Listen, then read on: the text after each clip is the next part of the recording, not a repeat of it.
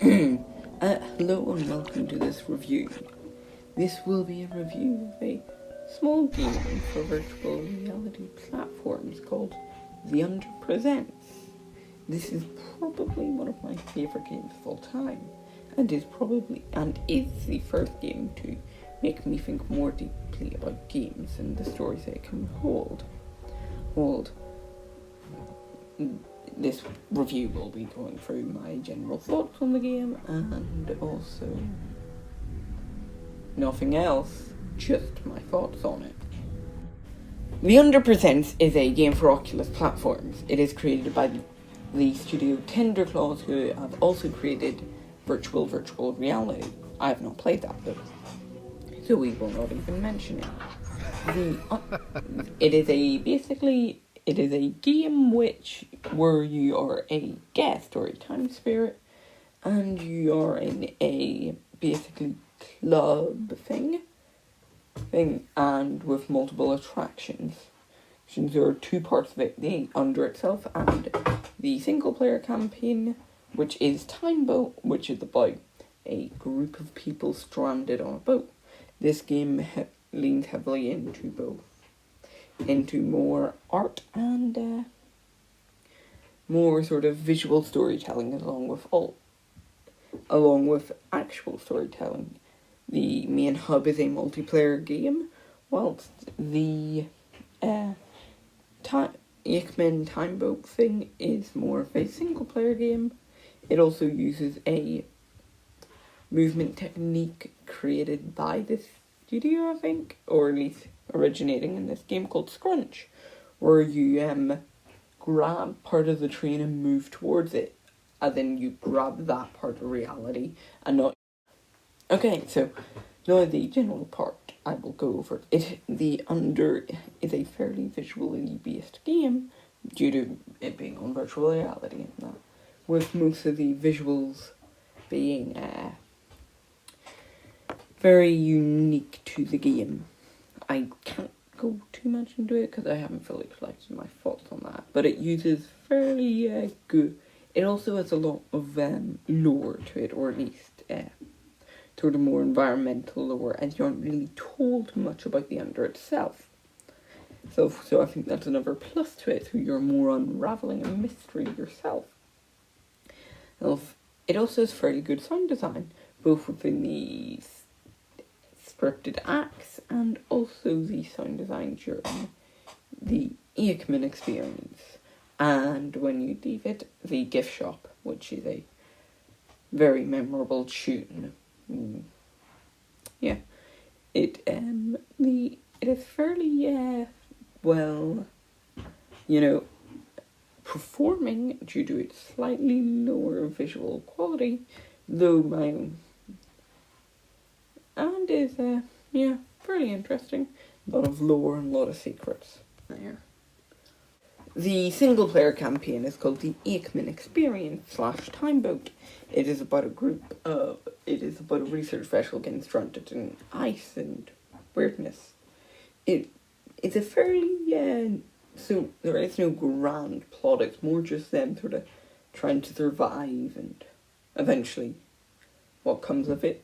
It has so what happens throughout it is it gets stranded in the ice and the crew slowly goes missing due to the interference of the MC, though no one actually figures it out.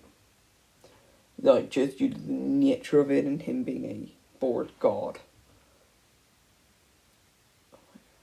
It uses generally, it's fairly, it's similar to immersive theatre, and having, due to the way it is done for you, but it also has sections of gameplay within the actual theatre, which is the thing of saving people, but I'm not going to tell you how they are unlocked, because one of the big pluses to the game is discovery, which is why I think it's best not to talk too much about it. Plus, there isn't anything to talk about here. which hasn't been mentioned, does great sound design. The characters are very memorable, each one having their own personality, and you actually care for them individually. Now we shall touch on the multiplayer mode. The multiplayer mode is silent. You cannot communicate to each other by chat, unless you go out of your way to do that by other means, but that is fairly difficult to do. Therefore, it has generally been bred a nicer community. Maybe one or two bad people, but they are bad apples and not representative of the entire community. At least from what I know. Now, generally, from what I've seen, people will be very nice and encouraging and generally show you stuff. You may say, I don't know, they may show you how to make a new mask, or they may even act with you. Another part is masks. They're just cosmetic, but it's more a quest to get them in themselves. All masks -1 can be got from the multiplayer area, which is a literal sandbox filled with attractions, from the under to the guts to the crawl pit to a fishing boat. All of them do different things, but still, all of them are just set pieces, and you can't really interact with them. And one thing which made us funny, but do not let it, in the game there used to be, oh god, there's so much. If I landed outside my window. Sorry.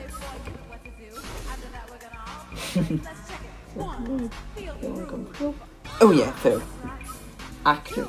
They used to be in the game, but they are no longer as actors go, as in live actors, basically controlling models which can actually communicate.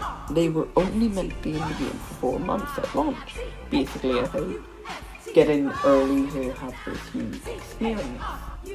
But due to COVID coming in, they decided to let the run go on longer. They do not let that make you feel like you're physically missing out more on the game.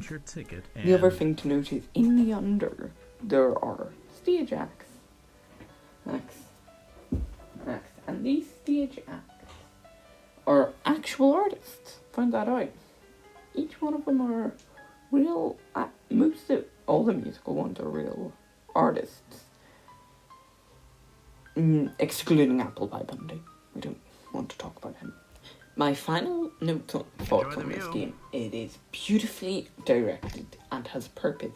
It is a very good character story, not a grand narrative, but a character story.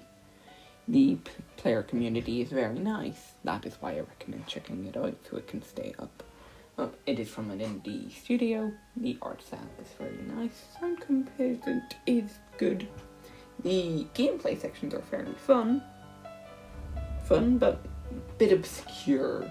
Just make sure you follow characters around, particularly where that old man looks. So, I would recommend checking it out.